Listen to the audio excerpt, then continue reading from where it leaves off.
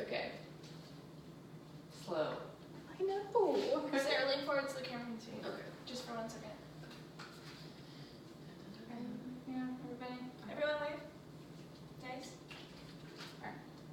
According to an article in the New York Times, China, one of the world's main importers of recyclable waste, has said it will reject shipments that are more than 0.5% impure. This means they will no longer buy our recycled materials, which they once disposed of properly. They will instead send contaminated trash to landfills. The whole mass of the recycled stuff will get sent to the landfill, which defeats the purpose of recycling since all of the goods that we have recycled just get sent to the trash. We are all living on this earth and we need to take care of it. We need to reduce the amount of trash by recycling and recycling correctly. According to a statistic, 25% of all items in recycling bins are actually trash. Most of us recycle, but we are not recycling as much as we can, and we are not doing it appropriately.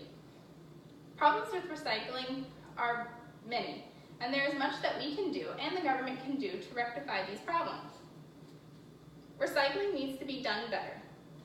A worker at a waste management recycling facility caught a hose just in time before it got to the giant sorting machine, which would have shut down the processing line for the whole day.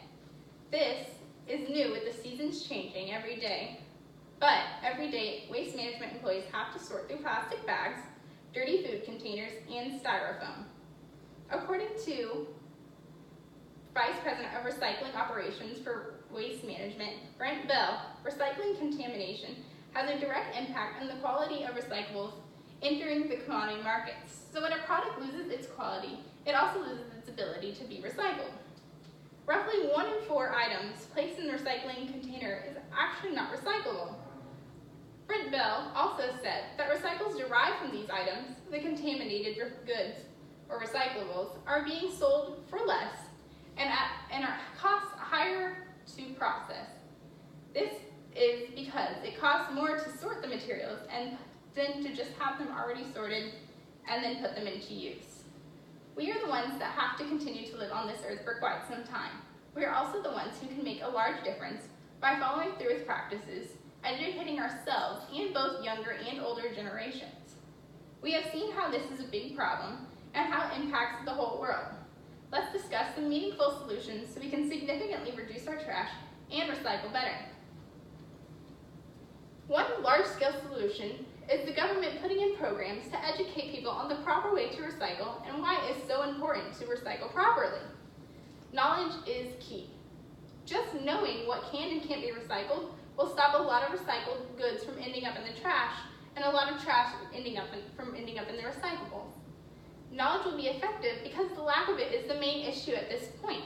According to Daryl Smith, President and CEO of the National Waste and Recycling Association, said, "Americans really like to recycle. It's part of our culture now and they are not going to give it up."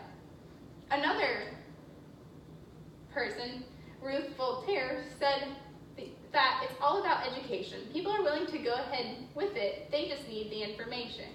Teaching might not be effective for everyone, but it is something we can do. It is one step, and we can hope that incentives in place may encourage those to learn about recycling appropriately. Another solution is penalties for those who do not recycle correctly or do not recycle at all. There are many fines in states for households who do not follow recycling rules. These fines will be effective because, according to Tisha Gill of the Waste Management, because at that point it becomes a behavior problem that they are not willing to change. And she hopes that the fine in place will be just enough to convince them that they do need to change this behavior and recycle correctly. A personal solution we can all do is to educate ourselves about recycling and what can and can't be recycled. It is very easy to educate ourselves. There are many resources in place that are easy to come by and use. There are tags and labels and stuff that can be put on our recycling bins and trash bins as a key to know just what can and cannot be recycled. This will be effective because, according to statistics, half of our waste recycled would save up to 2,400 pounds of carbon dioxide emissions per household per year. So just our household alone can make a huge difference in the world, and teaching ourselves will make an even larger difference, even if it's just ourselves.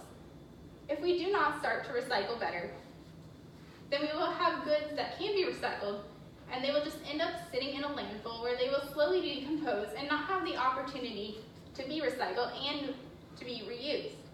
If we do continue to recycle better, we will be able to recycle more goods while lessening the amount of trash that will end up in a landfill by actually being able to recycle the goods and not having the things fill up a landfill.